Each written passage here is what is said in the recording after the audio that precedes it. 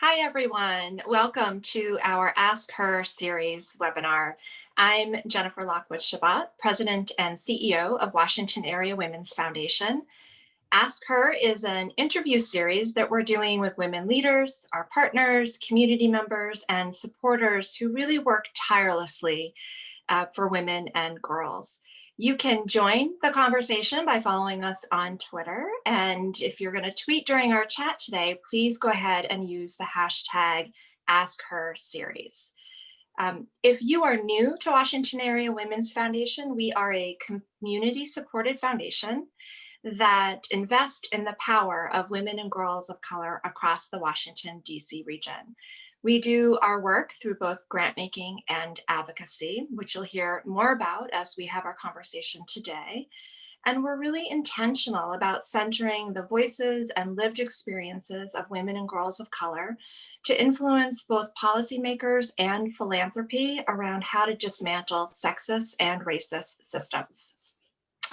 So before we get started today, for those of you who are joining us or might be watching this conversation later, we do want to be sure to note that we may have sensitive topics and themes that are related to sexual and gender-based violence. And we want to make clear for anyone who may be triggered by this type of content ahead of our discussion today. I'm very excited and honored that we have a special guest with us today, Dani Ayers, who's the Chief Executive Officer of Metoo International.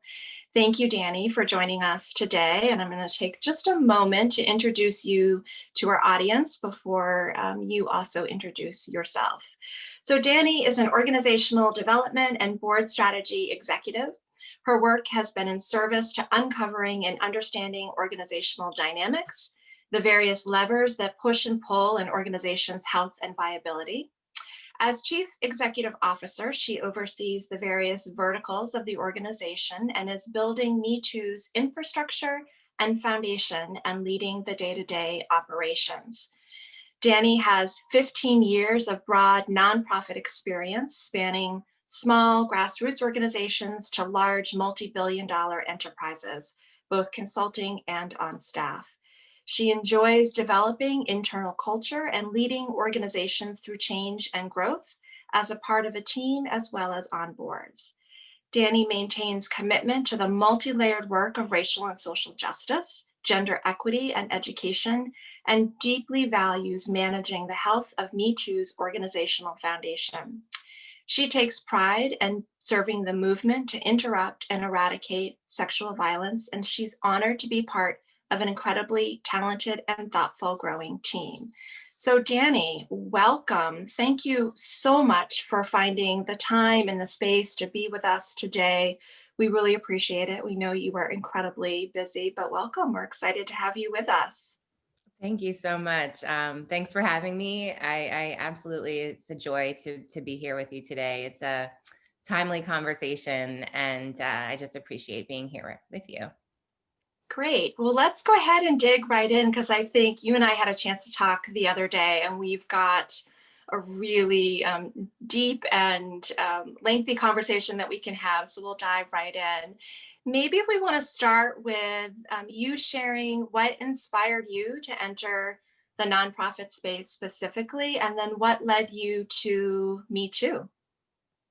Yeah, it was a windy road for sure. Mhm. I originally went to school to do PR. I sort of had a vision of doing like glitz and glam PR work, and it was a class that I took in African American studies that completely changed the direction and trajectory of my career. I realized I knew nothing, and I decided to do a master's in African American studies, and I paid for it by running at Temple University by running a tutoring and mentoring program in North Philly schools, where I was placing primarily Black college students in predominantly Black North Philly public schools. And the transformation that I saw in the college students and these public school students who so rarely were seeing Black students in college just changed my outlook on the work that I wanted to do in my life. So I started out in education, um, And then, in moving through doing different kind of social justice missions, realized that, a lot of organizations struggle. They have wonderful missions that are doing amazing work and often struggle around how to sustain the organizational work from an infrastructure perspective, from a leadership perspective, and sustainability and growth is a real struggle for a lot of especially small organizations. And so I got really passionate about learning what makes these organizations tick and how to help them be successful and succeed.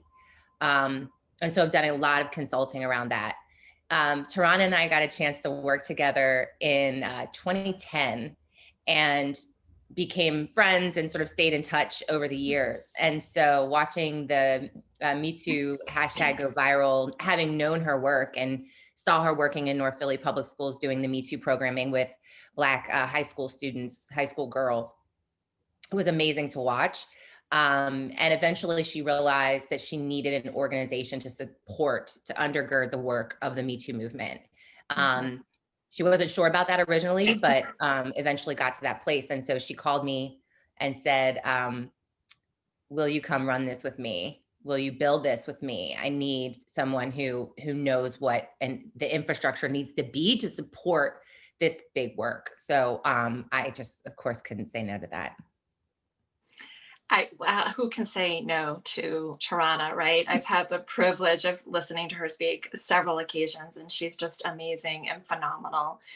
So I don't know how anyone could say no to a request from her to join and really build the organization and the movement. So thank you for sharing what you call the windy path, because I think that is true for so many of us in this work, that it's a journey, and it is sometimes a windy path to get to where we are and maybe where we're going next. So thank you for sharing that.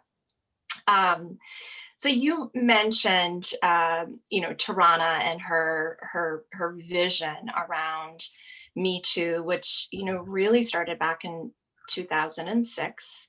And I wonder if you can talk a little bit more about the evolution of Me Too. I know that it really came to the forefront with a hashtag by some white Hollywood stars. And there's been a lot of conversation around, Tarana's work very early on. So I wonder if you can talk a bit about the history and the evolution of the Me Too movement and then into Me Too as an organization. Yeah, another windy path, right? Tarana's work in 2006 in Selma was originally about working with young people around their developing leadership and, what it meant to be a young organizer fighting for social justice issues. And as she was doing that work, what she realized was that so many of the young people that she was working with had experienced sexual violence, and it was a barrier, and it was a big part of their story. And in being a survivor herself, just gravitated to the need to work with specifically Black girls around their survivorhood and support them along their healing journeys. And she really honed in on that work and started seeing creating amazing relationships and started seeing incredible transformation among these girls when they had community and they had space to really work through their healing journeys and understand their survivorhood and understand their power, even in the wake of being a survivor. And so it really locked in kind of her focus and what she's been working on ever since. And so it's funny you mentioned the hashtag moment because, as we all know, the hashtag was in the wake of the Harvey Weinstein accusations. And so a lot of folks conflate what kind of became Time's Up, which is an amazing organization that's working around sexual harassment and pay equity and all of that good stuff, conflate that with what Me Too's work is about. Me Too's work is squarely, always has been, centering our most marginalized survivors, specifically Black girls, femmes, trans women, around how to support these individuals as they move along their healing journeys, developing leadership skills, creating community, providing resources, convening spaces for folks to be together, and also taking action to interrupt sexual violence. A lot of folks don't know that's squarely where we have been and remain to this day. And our vision is really, how do we interrupt and end sexual violence through action? And that's a whole spectrum. And then how do we support survivors?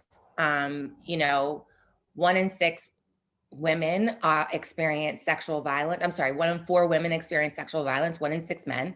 And so it's a rampant public health crisis. And so we are absolutely at the center of how to support those individuals who have been through this trauma, and that are trying to figure out how to live their lives in the world. Mm-hmm. Mm-hmm. Thank you for sharing that. I think it's really important. One of the reasons that we're doing some of these Ask Her series is to really be able to share some of the true origins of work and movement building. We did an earlier Ask Her series with Opal Tometi from Black Lives Matter to talk about, the origins of BLM versus what people may hear in mainstream media. So thank you for clarifying and sharing with folks that are on this webinar today, sort of the conflation between Me Too and where it started and what it is today and Time's Up. I think that's incredibly critical. Can you talk a little bit about this? It's not necessarily solely a domestic movement, but this has really grown, and you are Me Too International. Can you talk a little bit about that? Yeah. So we're just at the beginning of sort of developing our international work. We really focused on home first and sort of getting, I say this almost daily, that we are building the plane while flying it. We are still a young organization, even though the work is long and has been going on for a long time. So we actually just developed last year a partnership with Global Fund for Women. And we are incredibly excited to be working with them, as they are such a leader in global movement work. And specifically, working with lots of folks doing gender-based violence work across the globe. And so, we have been receiving communication from lots of folks across the world who are doing amazing work in their local communities, and have started sort of Me Too chapters in their, own communities. India was one of the first countries to reach out to us and talk about the work they're doing with the Dalit women there.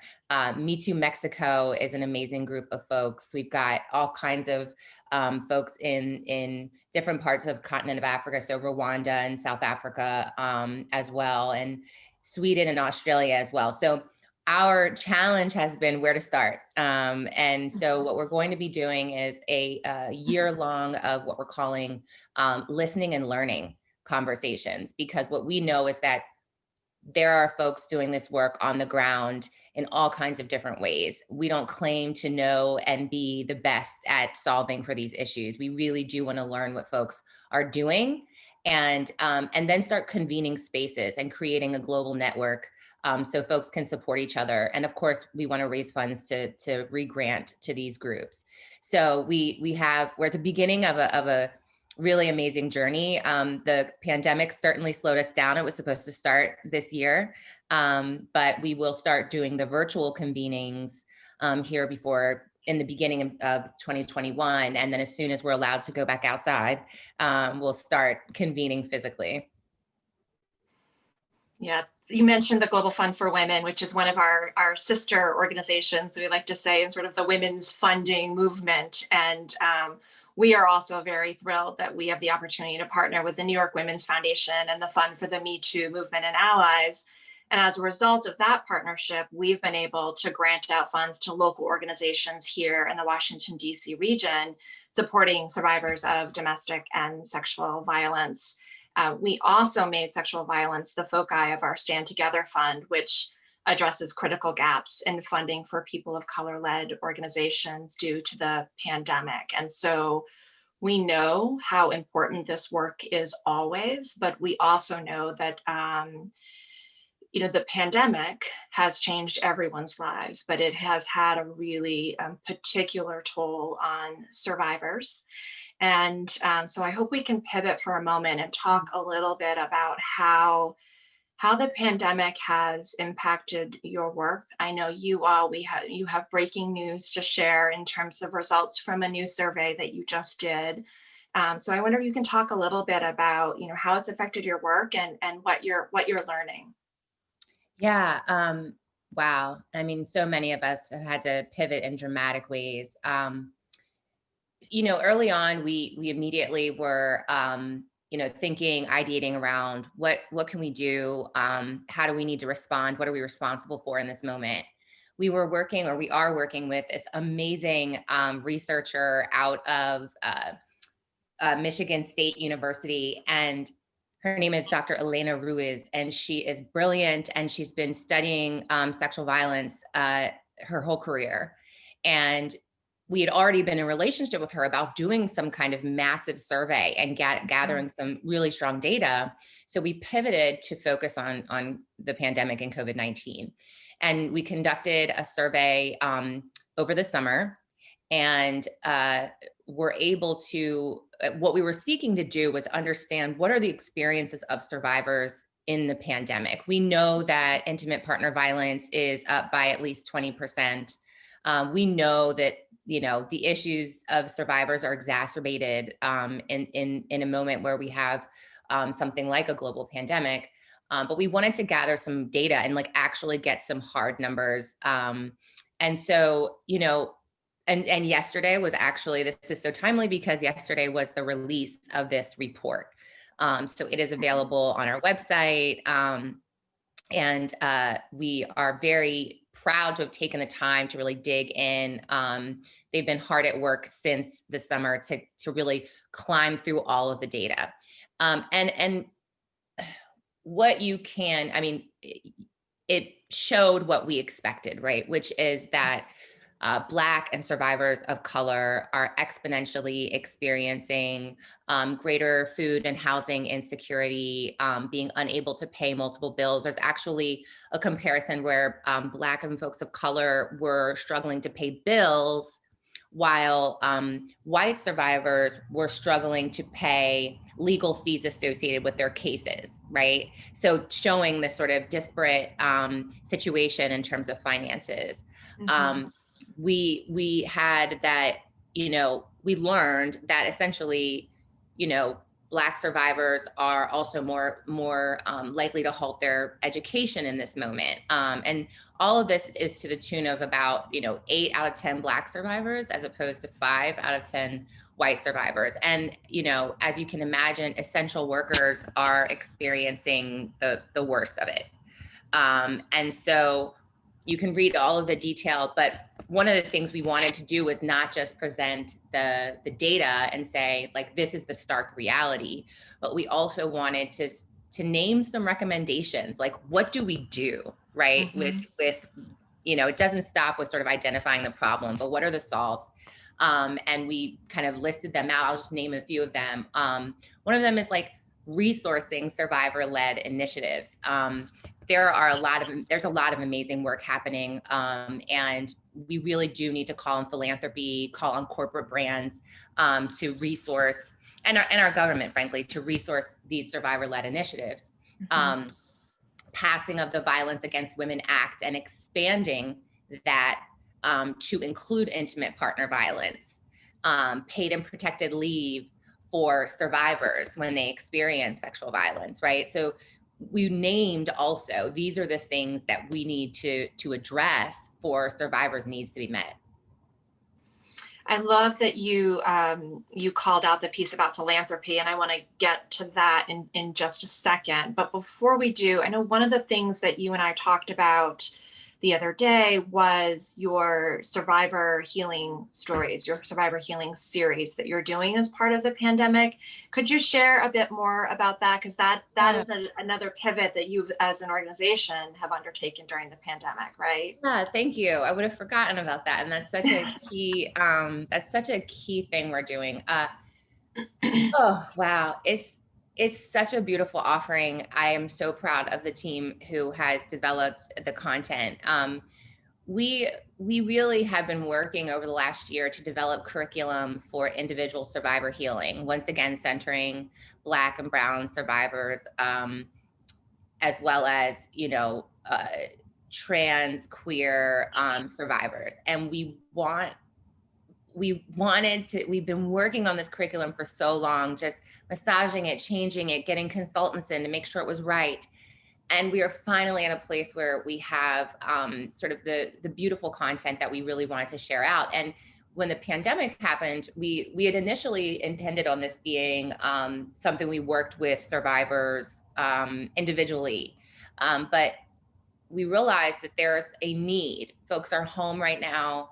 Lots of folks are experiencing, situations at home that are dangerous. And, we wanted to have an offering. So we developed the Survivor Healing Series. And tonight is actually our third in the 7-week series. The first one was on storytelling and sort of talking to survivors about how you grapple with your story. How do you tell your story? What's important about it? The second one was around resiliency. And when I tell you, I mean, I've just been so moved by the folks that are talking. These are practitioners. These are healers that are donating their time to talk with us. We're having about 2,500 folks watch each time in real time, and then it stays up on our Facebook as well as our YouTube channel. Tonight is on understanding the roots of sexual violence. And it's going to be another powerful conversation. And just to note as well that we do have ASL interpretation as well as Spanish translation. So folks should feel like, even if you're not an English speaker and you speak Spanish, you can join. Even if you have hearing challenges, we have you covered. But yes, I hope that folks will check it out, and you can register on our website for that. Great. We'll make sure that we drop a link into the chat so folks can have direct access to that as well, because it is a powerful series and a powerful offering that you all are doing. So thank you for that. You mentioned earlier, we talked about the origins of Metoo, and that it really was focused on Black young women, women of color survivors. And so one of the things that really hit me the last time I saw Tarana speak, and actually she's the last person I saw speak live in person before we went into lockdown. She was in DC for Black Girls Rock, and she talked about the work. And one of the things that she talked about when it comes to sexual violence is that, we place the burden on women and girls, and particularly Black women and girls, right? That they have to do something else to protect themselves, or their actions were somehow a part of what happened. And I know there's a lot of research out there around the adultification of Black girls. Wonder if you can talk a little bit about, when it comes to protecting women and girls of color specifically, and Black women and girls, how can we collectively do better? Yeah, thank you for bringing this question. We get a lot of questions from folks who are, like, why are you always talking about Black women and girls? And to your point, it is absolutely about the fact that Black girls experience sexual violence at a higher rate than any other group in this country outside of Indigenous women. I do want to note that Indigenous women experience sexual violence at highest rates in this country. And so we know that it's pervasive and in our communities. We know that Black women experience sexual harassment 3 times worse than white women, and that 6 in 10 Black women report being subjected to coercive sexual contact by 18. So it's, and for every Black woman that reports rate. Mhm. There are 15 that do not. And so this issue is, and we have to say those numbers because we want to constantly remind folks the why. It's really important to ground ourselves in an understanding of why this is so important. I think that, we need folks to take this seriously in every corner of the work that we do. We know that, race, like systemic racism and racialized poverty, these are socially produced, structures Yeah. that, they shape outcomes. And so in whatever work that folks do, I don't care if you're in corporate America or you know, um, you work at CVS or you're at, doing this work in movement work. There's a responsibility if you say that you are about having equity in this country or across the world. We need to be centering our most marginalized or most under-resourced communities in all of the work that we do. And that's just the reality, right? And that's just the responsibility that we have. Support organizations that are Black-led and that, center Black folks in the work that they do. Volunteer with them, donate to them, attend their programming, right? It's having this lens that, we need to work at this country is more divided than ever. And, we doing this work have a responsibility to speak up and push these narratives forward. We are very excited that we are actually going to have an administration that will get in the ring with us, that will actually hear what we have to say. And so we just have to keep attention on this issue, on these, because it's a spectrum of issues, right? Keep attention on these issues and continue to have these conversations.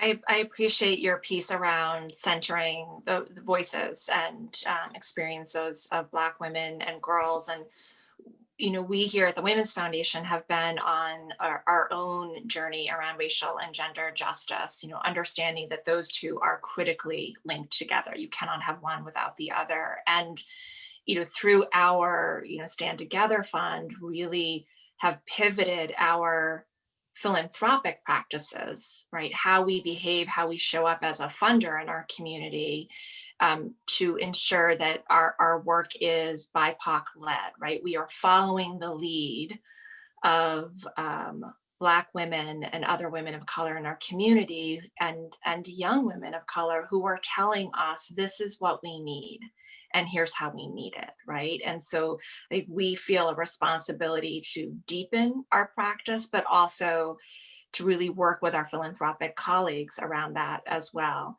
which leads me to my next question, which is really around recommendations and suggestions that you have for philanthropy, right? Philanthropy, when you talked about under-resourced leaders and organizations, and that didn't happen over a year, right? This is a long-standing movement, if you will, of underfunding and under-resourcing organizations led by Black women and other women of color. So if you had a recommendation or sort of a call to action for philanthropy, whether it's corporate philanthropy, family philanthropy, private foundations, what would that be? Yeah. Woo. Yeah. Oh, stop divesting, first of all, because, we know this year what happened with Novo and divesting from their Women and Girls Initiative. And it was unfortunate. And we are actually, I have been proud to see that some other funders have sort of made an effort to step up in their absence. So, I want to name that there are funders who get it. And we are in conversation with some of them. I think the other thing is that what we've seen happen, so there, we know that there has been money moving in the uprising after the murder of George Floyd. Mhm. There and the many others that came after. I think we have seen some money moving to organizations like Movement for Black Lives, and other sort of kind of visible Black-led organizations that are working on racial injustice. But what folks, I think, fall short in is in understanding the intersectionality of structural racism and sexual violence.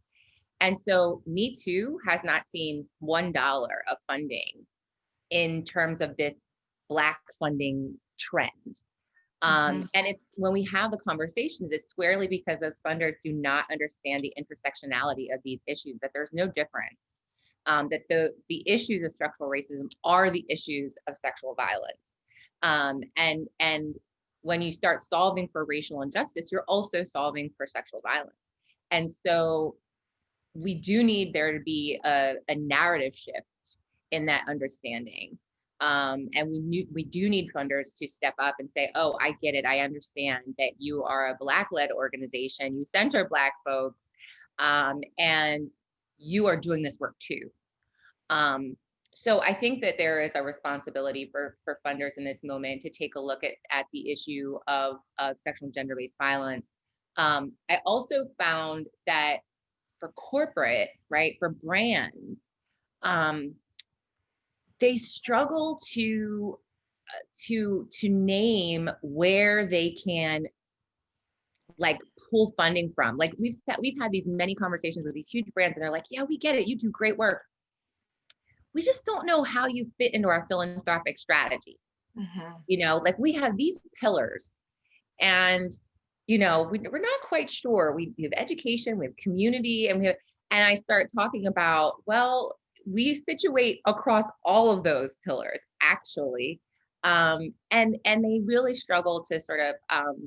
So I think there's a rigidity that needs to be eliminated in terms of how folks are doing philanthropy, and removing the barriers. Having application processes that are inclusive and allow for small staff, small numbers of staff to complete it, and that reporting that doesn't feel like you're taking those folks away from doing the work that they're doing in order to tell you about the work that they're doing. Mhm. I think there's a lot of different ways that folks are improving in that area, but there's a long way to go. I won't say the funder, but I just completed a really long, laborious, for no reason application. And I was like, this immediately discriminated against the whole swath of folks. And we should change that.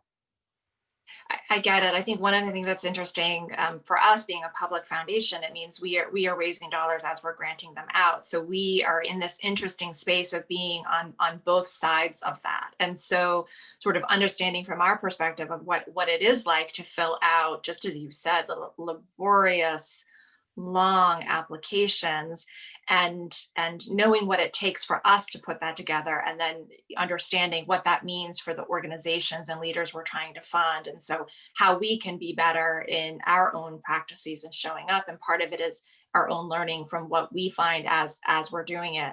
I love how you talked about rigidity. I'm going to write that down because I think that's so important, that we often get caught as we have pillars and these are our pillars and this is how the work fits in. But you're right, the intersectionality, you cannot separate, out the work. So I really appreciate you highlighting that piece. I want to pivot 'cause we have, I think, just a little bit of time before we'll open it up for questions and answers from the audience. But I know you and your team have been so incredibly busy. You just launched the new report yesterday around findings during the pandemic. You've also launched a new initiative, Act Two. And you have a new partnership with an HBCU fellowship, which we'd love to learn a little bit more about because Howard University is right here in our backyard. So I wonder if you can tell us a little bit more about both the Act Two initiative as well as the partnerships with HBCUs. Yeah. Yes, we have been busy, and I will name, we only have 8 like staff. Wow. We have a lot of support, and we have a lot of sort of experts that consult with us. Hmm. But in terms of the staff that's sitting at their remote desks each day, it's a small number of folks doing a lot of work. And Act Two has been in the works for the better part of 2 years. We partnered with a global ad firm named FCB. They are brilliant, and they have been, you know, in kind working with us on this campaign. We were answering the question that we get when we are out in the world and folks are like, okay, I understand, I'm someone who I work at the supermarket, or I work at a bank, or I don't do social justice work in my everyday work, but I get that this is important. What can I do? Hmm. And so we've been seeking to answer that question with something that's tangible that folks can actually do. And Act Two is the answer to that question. It is the world's first recommendation engine for activism. And what that means is that, at in the Act Two website, you can literally take action on anything from reading a book about sexual violence to better educate yourself, or listening to a podcast, or watching a movie, anything from that to volunteering at a rape crisis center, or taking a bystander intervention training, or joining a campaign. And we launched with right around 1,000 actions on the actual website, and we're going to be adding a feature where folks can actually submit actions. So if you're an organization that's doing something that has an event coming up, you can submit it, and it'll be on this globally available website for folks to take part in. You can filter by specific, if you're interested in learning about a specific, sports, sexual violence in sports, and what does that really look like, and how has that, been pervasive. You can filter down through different subject areas. It's been amazing to see the response to Act Two, and we've been just continuing to push it out and have things on our socials that show people how to get involved. So it's literally for everyone: survivors, allies, even if you've never done anything that has to do with social justice. This is something to really get you involved in the movement right from your home. And then, yeah, we have the very first programming that we did was an HBCU tour. And we went to Howard, we went to North Carolina Central University, we went to the AUC. I'm in Atlanta, right here in Atlanta, Spelman, Clark, and Morehouse. We went to Alabama State, and we talked to the folks on campus. And what we know is that sexual violence is as pervasive on college campuses as it is kind of in the world, and in some cases even more so. And we know HBCUs are also under-resourced in a lot of ways. And so we wanted to start thinking about how could we support HBCUs? How could we work with them to address sexual violence on campus, and to also support survivors, because survivors are students on campus. And so we developed both partnerships with HBCUs, where we're doing some re-granting to them to work with them on how they can make their campuses safer and support survivors on campus. And then we're also doing fellowships where we're actually going to work with a group of students and with faculty around developing our curriculum, our individual healing curriculum for students, for college students. And we're paying them stipends to work with us and to lend their expertise as students on what their needs are. We are squarely in the belief that survivors are really the best folks to name their own healing and to name what their own needs are. And so we wanted to have this program and sort of develop this fellowship in that lens. And then we'll take it broader. We were planning on doing this every year and developing it, continuing to develop, working with more and more HBCUs. And I will say that we are planning to also go to predominantly white institutions with the curriculum as well. We're just starting with HBCUs, but we will be going much broader as we sort of pilot this and get it Mhm. up and running.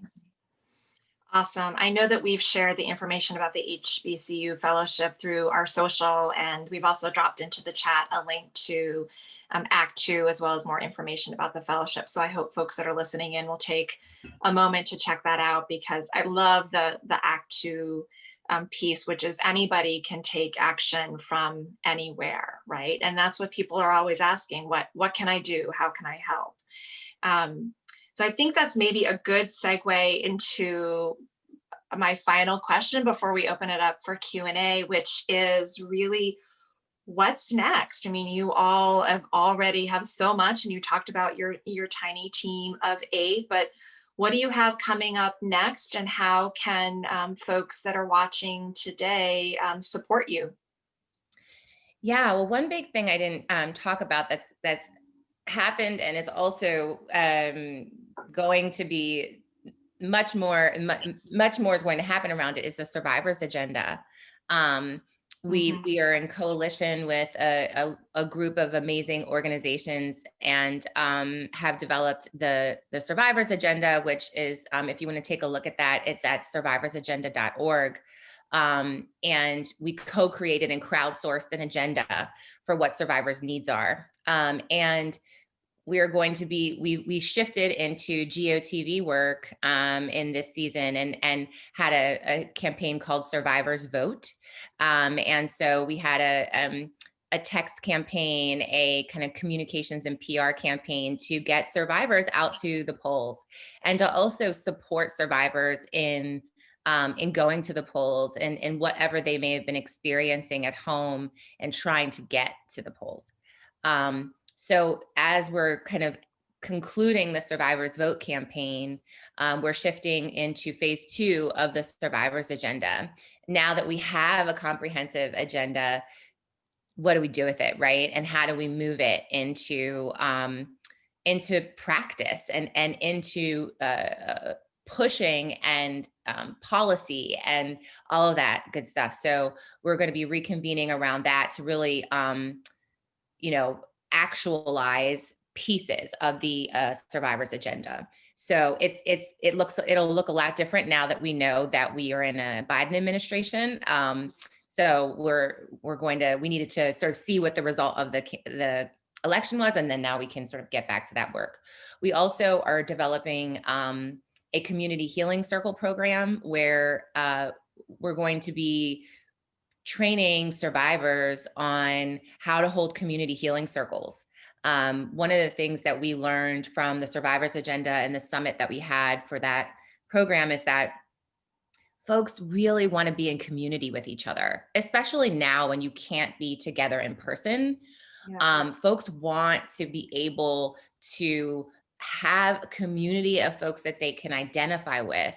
And so part of this has been sort of a something that Tarana has done throughout her career, but developing these healing circles, just like sort of the girls that she worked with in Selma, kind of actualizing this into a 2021 reality.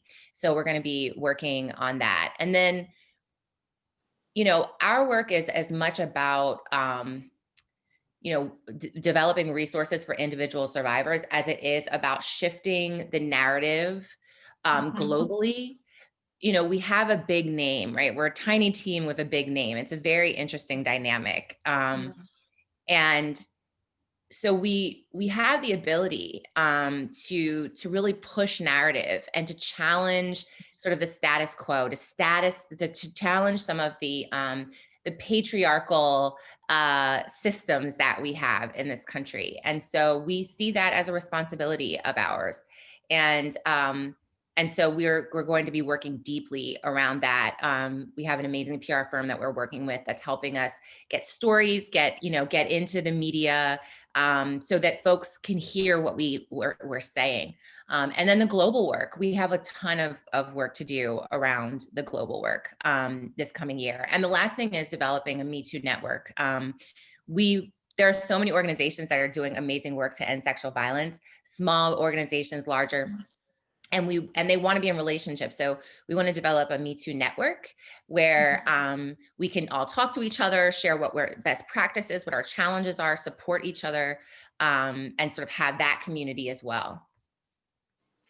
So you mentioned briefly patriarchy, and I wonder if I can just quickly, I know we want to go to Q&A with the audience, but you and I talked a little bit about one of the things that you're talking about in terms of patriarchal violence and the connectivity or intersection that should be happening between movements. I wonder if you can just talk about that piece a little bit before we open it up to the audience. Yeah, I think there are so many powerful movements happening right now. The most visible, and I think the one that we're connected to the most, is Movement for Black Lives. And their work is incredible. They didn't start organizing this year. I mean, they've been organizing for years. It just so happened that the world woke up, and they were able to then employ the strategies that they have been developing for years. And so we are in relationship with them.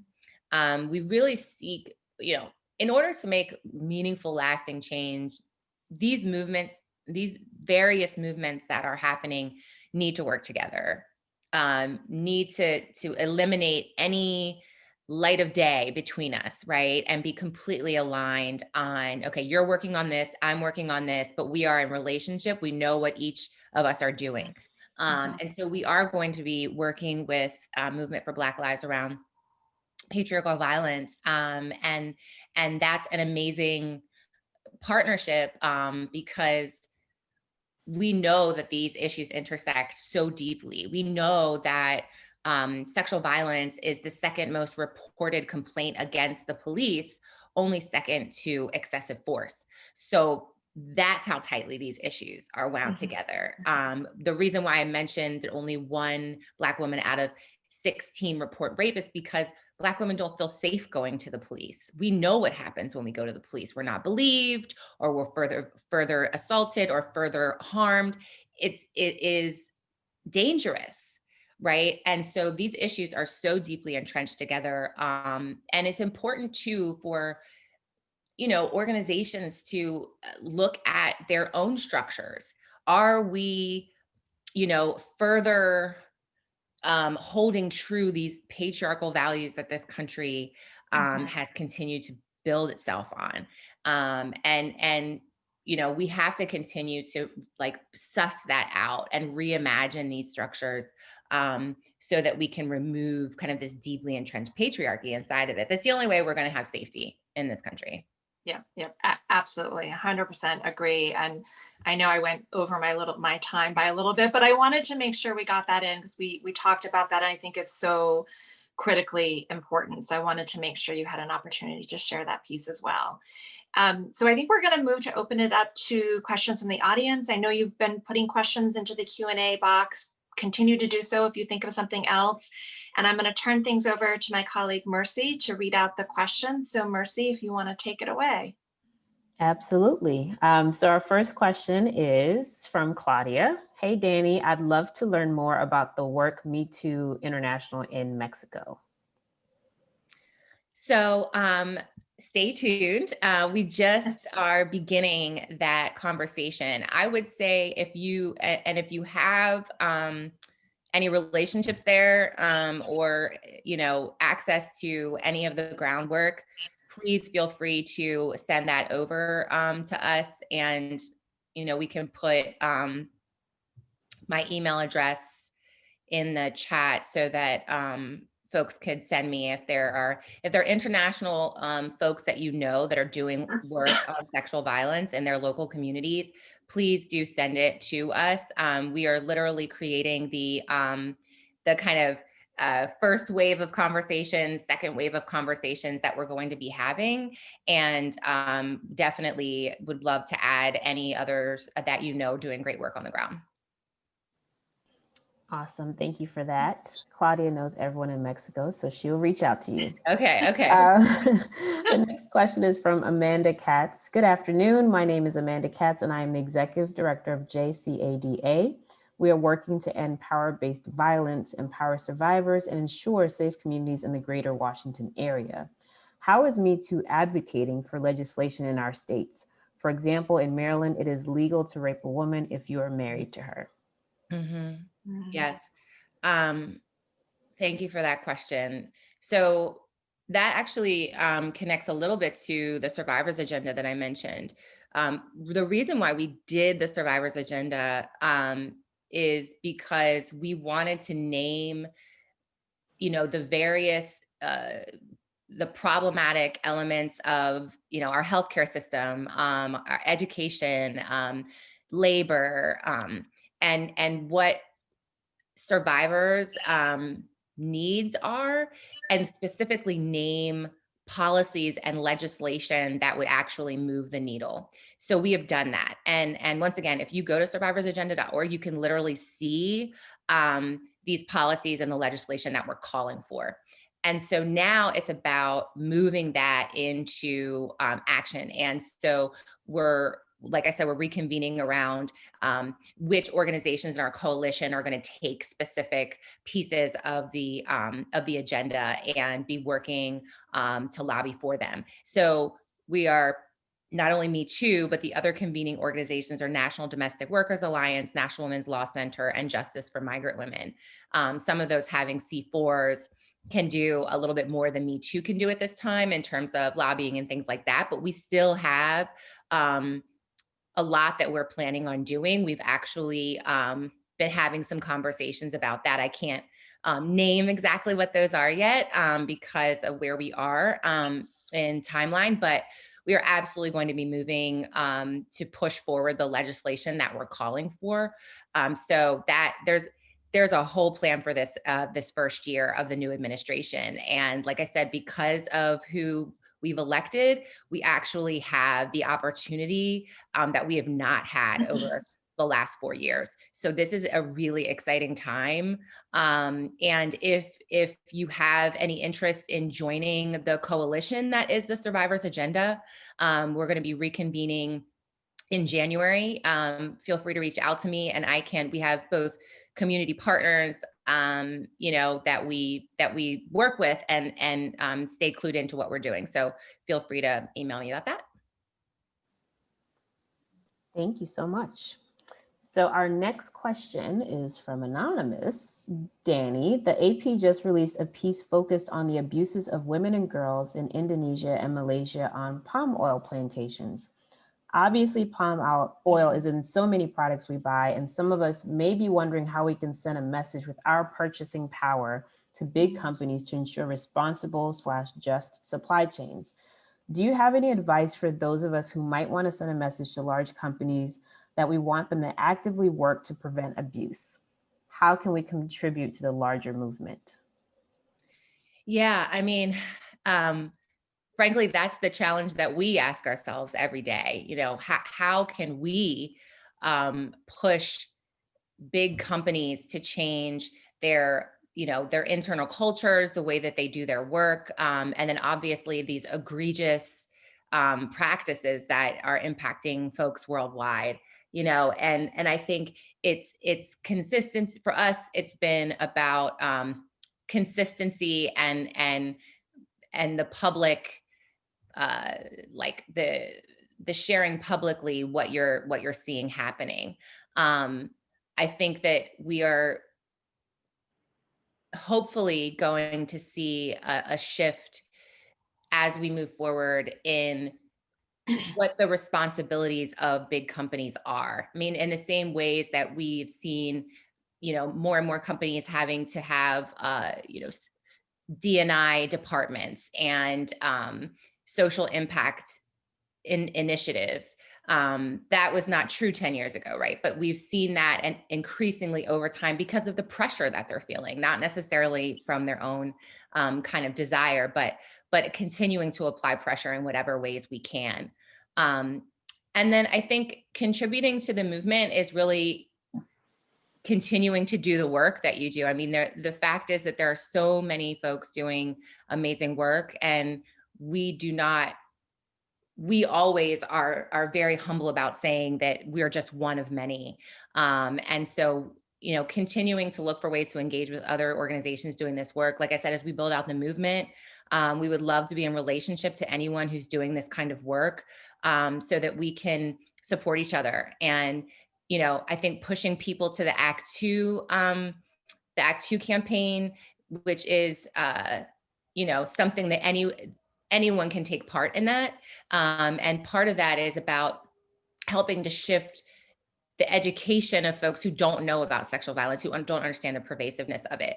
And so I think, like I said, continuing to do the work you do, and continue to look to be in community with other folks. Thank you. And we have one more question left here. What would you say has been your biggest challenge during the pandemic for you personally, in your work, or both? I think that I was watching a Movement for Black Lives event early on in the sort of lockdown, and they quoted someone from like the Spanish influenza, and the person said that pandemics are portals.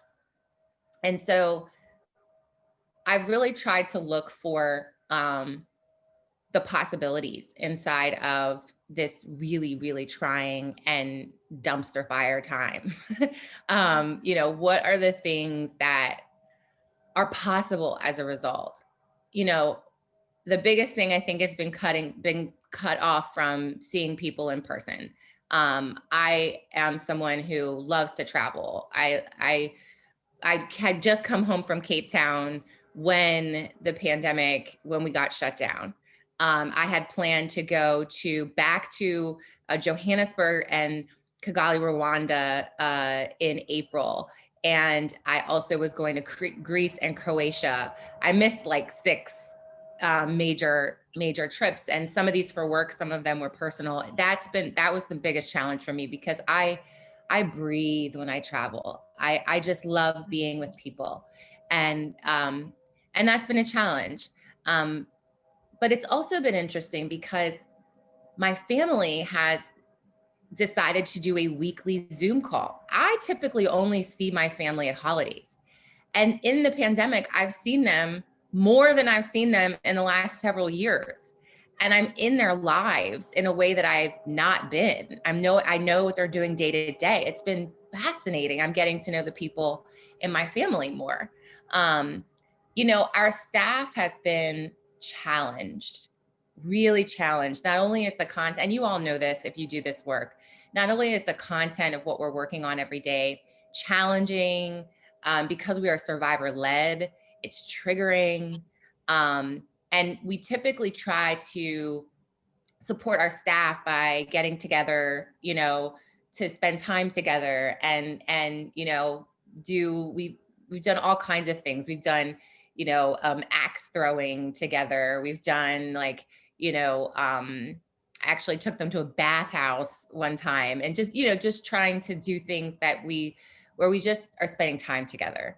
And that hasn't been possible. And so we've sort of shifted and done things like, sent them care packages, and with teas and candles, and or send them like gift cards to treat them for dinner on, a Friday evening, or, just trying to do little things to lighten the load. We shut down every other Friday in the summer just to give folks time. So I think, we just try to be creative and also just let people show up as they are, right? Like creating space for folks to show up and say, I feel crummy today. I really am just not in a great place. I'm here, but I'm not in a great place. It allows for our staff then to reach out to them and be in community with them. And it's really made a difference, I think, for our staff culture. Every time we ask, our staff is like, I cannot believe how amazing it is to work for this organization. And that to me that's what helps me sleep at night. So I think I've tried to, make the best of the situation, know that this isn't forever, take safety seriously and just be in community with people, be in touch. Because folks are feeling very alone right now, and it's understandable. And so we have to, do what it takes to be on these Zooms all the time, and, get the blue light filter glasses so we, give our eyes rest, do all the things, right? But we adapt, and I think that, we're all sort of finding the ways that we need to find joy. Finding joy. I think that's probably a great place to end this conversation. I know we are at time now, and Dani, thank you so much. I mean, clearly your passion and your leadership really comes through, and I hope that folks that had an opportunity to listen in today really learned something and are able to take a couple of actions away from what you have shared with us. So thank you so much. It was really very much needed in this time. I want to encourage everyone, please stay in contact with the Women's Foundation. You can visit our website at thewomensfoundation.org. Dani, again, thank you so much for being such a champion. Is there a place where you would love for people to continue to engage with you or connect with you, social media, etc.? Yeah, I mean, our website is constantly updated, and people should feel like they can go there. There are a ton of resources for survivors on there, a ton of toolkits and info sheets and things like that. Yeah, my Instagram is at Dani Ayers. And I've had to sort of make the realization that I had to open it up. So I'm now posting stuff there, whereas I haven't been very active in the past. But yeah, and Metoo movement Instagram page is also just chock full of what we're doing and what's coming up, and so folks could just stay in touch there. Great. I hope everyone takes a chance to follow you, even though now it's a whole new channel and body of work that you have to keep up with, right, with social media. But thank you, Dani. Thank you so much. Deep gratitude for your time and your work. And I hope you and your staff all have some space for some self-care coming up in the days, weeks, and months ahead. But thank you so much, and thank everyone for joining us. Thank you.